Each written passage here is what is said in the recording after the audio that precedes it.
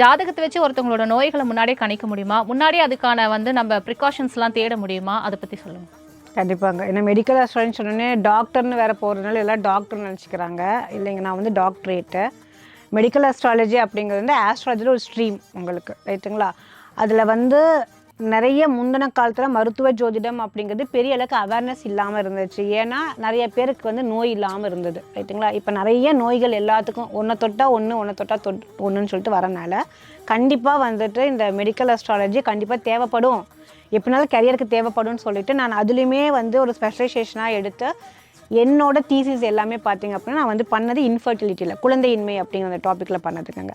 வரதுக்கு முன்னாடி தெரிஞ்ச வாழ்க்கை நரகமாயிடும் அப்படிலாம் கிடையாது. ப்ரிவென்ஷன் இஸ் பெட்டர் தான். எப்போவுமே வருமுன்னு காப்போம். வரதுக்கு முன்னாடி உங்களுக்கான ஒரு சப்ஜெக்ட் எடுத்துக்கிறீங்க. அந்த விஷயத்தை நீங்கள் வந்து பார்த்தீங்கன்னா மேனிஃபெஸ்டேஷன், நீங்கள் ஒவ்வொரு நல்ல விஷயங்களும் நீங்கள் மேனிஃபெஸ்ட் பண்ணும்போது இது எல்லாத்தையுமே சார்ட் அவுட் பண்ணலாங்க. அதனால் கேன்சர் வந்து ஒரு பெரிய நீங்கள் நம்ம நினைக்கிற மாதிரி ஒரு பெரிய கொடூர நோயெல்லாம் கிடையாது, ரைட்டுங்களா? அது எல்லாமே நம்மளோட திங்கிங்கில் நம்மளோட எண்ணங்களையும் சேர்ந்து தான் வருது. அது வரத்துக்கு முன்னாடி அது வருமா இல்லையா அப்படிங்கிற விஷயம் நம்ம தெரிஞ்சுக்கிட்டு அதுக்கு தகுந்த மாதிரி லைஃப் ஸ்டைல் சேஞ்சஸ் நம்ம கொண்டு வந்துட்டோம் அப்படின்னா வந்து மேக்ஸிமம் நிறைய நோய்களை தடுக்கலாம்.